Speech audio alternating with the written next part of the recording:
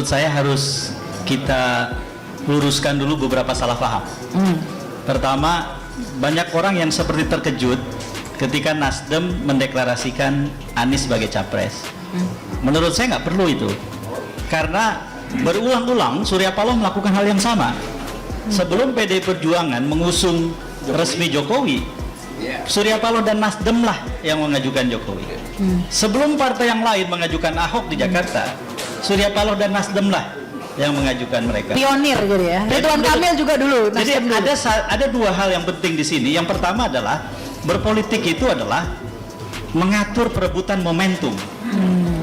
Dan dalam soal itu harus diakui bahwa Surya Paloh mengambil momentum di saat yang lain masih terus-menerus mempersiapkan diri. Terlalu lama, warming up-nya terlalu lama. Itu penting. Lalu kemudian yang kedua, yang menurut saya juga penting dalam kaitan dengan ini bahwa adalah ketika kemudian nama Anies diajukan oleh Nasdem, ada satu perbedaan yang harus kita garis bawahi di antara Anies dengan Jokowi. Tadi kan ada pertanyaan, apakah Anies akan jadi boneka oligarki juga pekerja partai? Ya, petugas partai. Pak Jokowi itu sudah jadi pekerja partai sejak jadi wali kota di Solo, bukan ketika jadi presiden. Dan Anies berhasil tidak jadi pekerja partai selama 5 tahun jadi gubernur. Poin bagus ini. Ini penting menurut saya untuk digarisbawahi supaya diskusi kita seimbang. Membandingkan itu kan harus begitu. Sekarang oligarki. Tidak ada negara demokrasi di dunia yang tidak punya oligarki. Ya, betul. Problemnya adalah kepemimpinan yang berhasil dalam demokrasi adalah yang mengendalikan oligarki, bukan yang dikendalikan oligarki. Jadi harapan kita ke depan adalah ada presiden kita di masa yang akan datang ini yang bukan jadi alatnya oligarki, tapi dia mengendalikan oligarki. Bagaimana caranya? Pertama, ini harus jadi urusan saya dengan Anies nih. Urusan saya dengan Anies bukan urusan sebagai supporter. Urusan saya dengan Anies atau calon presiden yang lain sebagai voter. Kalau sebagai supporter, apapun yang dia kerjakan salah atau benar didukung, itulah supporter. Tapi kalau sebagai voter, orang yang habis memilih, pada hari selesai dia memilih, dia mengubah posisinya menjadi penagih janji. Ketika yang bersangkutan melanggar janji yang dia ajukan selama kampanye, maka orang itu harus di barisan yang terdepan untuk melawan.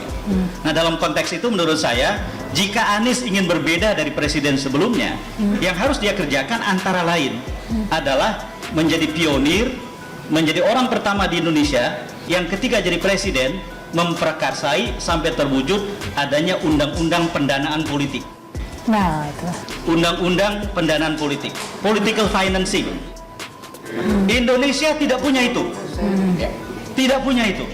Memang ada aturan tentang politik, money politik di mana-mana tersebar, tidak pernah ada yang ditegakkan. Di Indonesia harus ada presiden yang berani mengambil posisi tidak konflik of interest dengan persoalan yang dibahas ini. Selama ini tidak ada yang berani. Selain itu juga 0% itu juga biangnya. Nah, menurut saya kalau ada undang-undang pendanaan politik, maka kemudian banyak sekali hal yang bisa dipersehat. Karena di banyak demokrasi, undang-undang pendanaan politik itu antara lain mengatur misalnya soal bagaimana uang dalam kegiatan politik dikumpulkan. Bukan hanya jumlahnya, tapi transparansinya, akuntabilitasnya.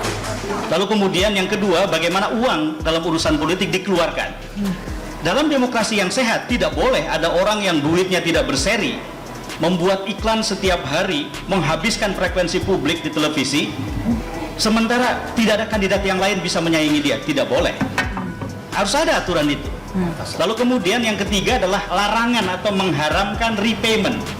Tidak boleh ada orang membantu kampanye seorang kandidat, setelah itu ada kebijakan-kebijakan yang berpihak pada yang bersangkutan. Nggak boleh itu. Iya. Tapi kan saat ini peraturan itu belum ada, Kang EF. Belum ya? ada. Nah, saya kok ragu ya kalau Anies ini nanti nyapresnya itu nggak dimodalin sama oligarki gitu.